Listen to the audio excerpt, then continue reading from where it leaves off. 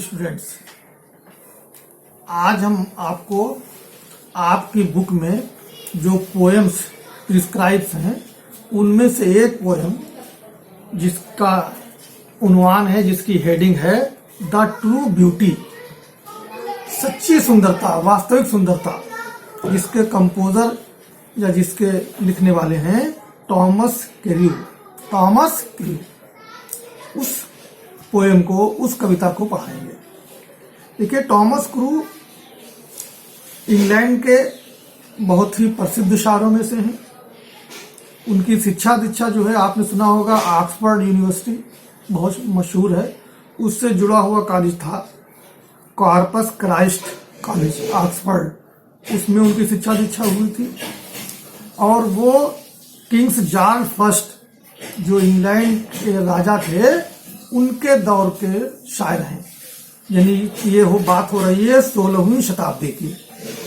और वो Charles first जो राजा थे, वो इनको, थॉमस कैर्यू को बहुत मानते भी थे, बहुत पसंद करते थे। इसलिए उन्होंने अपने दरबार में इनको नियुक्त भी कर लिया था, एक अधिकारी के रूप में या एक शायर के रूप में। थॉमस कैर्यू ने बहुत सी नज़में लिखी हैं, बहुत सी कविताएं लिखी हैं, जिसमें द रैप्चर बहुत मशहूर पोएम है इनकी, जो प्रेम की गाथा के रूप में प्रचलित है, समझ लीजिए। और ये उन्होंने, ये जो ट्रू ब्यूटी है, ये भी इनकी एक लिरिक है। लिरिक कहते हैं उस पोएम को, उस कविता को जो संगीतमय हो, जिसको हम गजल भी कह सकते हैं उर्दू में। उस अंदाज की जो पोएम होती है उसको लिरिक कहते हैं। तो ये लिरिक है।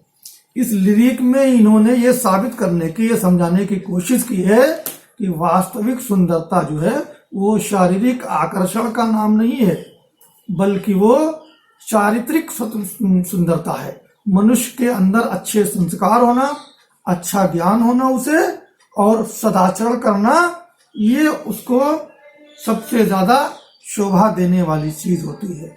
अगर उसके अंदर जहन जो जाहिरी तौर से गोरापन है, हुस्न है, सुंदरता है, तो वो चूंकि नश्वर है, कुछ दिन के बाद जवानी बुढ़ापे में बदल जाएगी। और जो सुंदरता है, जिसको हम रूप का एक आकर्षण कहते हैं, वो कुरूपता में बदल जाएगा। फिर आदमी का आकर्षण, उसकी चाहत खत्म हो जाएगी। लेकिन यदि उसके अंदर उसकी आध्यात्मिक विशेषताएं हैं, उसके अंदर ज्ञान है, उसका मन अच्छा है, उसकी भावनाएं पवित्र हैं, तो उसे सदैव सम्मान मिलता रहेगा। ये इनका थीम है, ये इनका, समझ लीजिए, इनकी मंशा है। तो वो सुनिए मेरी बात अब। ही डेट लव्स अ रोजी चीक, रोजी माने गुलाब जैसे, चीक माने गाल। ये भी एक सुंदर होने की एक पहचान होते हैं।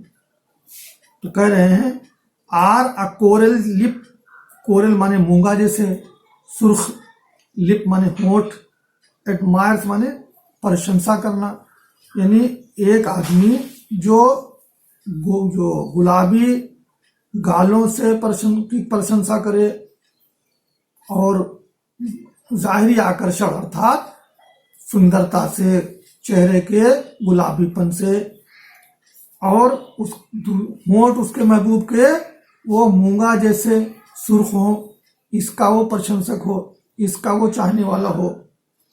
आर फ्रॉम स्टार लाइक आजी आइज डथ सीक, या वो एक व्यक्ति जो सितारों जैसी बड़ी बड़ी आंखों से, seek fuel to maintain his fires. Fuels का मतलब है यहाँ पे सामान, और फायर्स का मतलब यहाँ पे है शारीरिक भावनाएं। इंसान के अंदर वो आदमी जो चाहे कि हम सुंदर गालों को देख के, बड़ी बड़ी आंखों को देख के, अपनी जो कामुक भावनाएं हैं उनको हम शांत कर दें, तो ये चीज कोई ज्यादा प्रशंसा के लायक नहीं है। बल्कि क्या चीज है प्रशंसा के लायक? बेहतरी के लिए कौन सी चीज ज्यादा श्रेष्ठ है, वो बता रहा है आगे।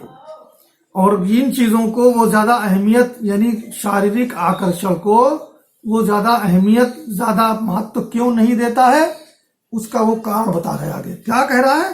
As old time makes these decay, decay माने खत्म कर देना, खराब कर देना, ओल्ड टाइम माने बुढ़ापा, क्योंकि बुढ़ापा आने के बाद ये सारा शारीरिक आकर्षण जो है, अर्थात खूबसूरत गाल होना और गुलाबी ओठ होना और बड़ी बड़ी आंखें होना, ये सारी चीजें बुढ़ापा आने के बाद खत्म हो जाती हैं, कुरूपता में बदल जाती हैं।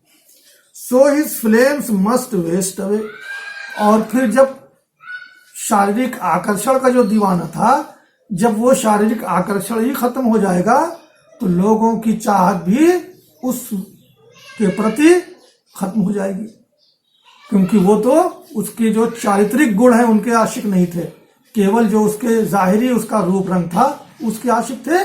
तो बुढ़ापे में जब वो खत्म हो जाएगा तो उनसे उसको प्यार और लगाव खत्म हो जाएगा।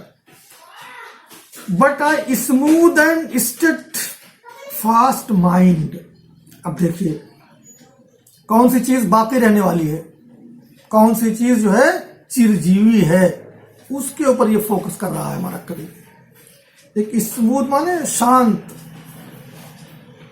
स्टेट फास्ट दृढ़, माइंड माने दिमाग, यानी एक ऐसा आदमी जिसका दिमाग शांत हो, जिसकी इच्छाएं जो है संतुलित हो और जिसके अंदर एक प्रतिज्ञा या कुछ करने के लिए एक पक्का जज्बा मौजूद हो, एक चाहत हो, ठोस लगन हो।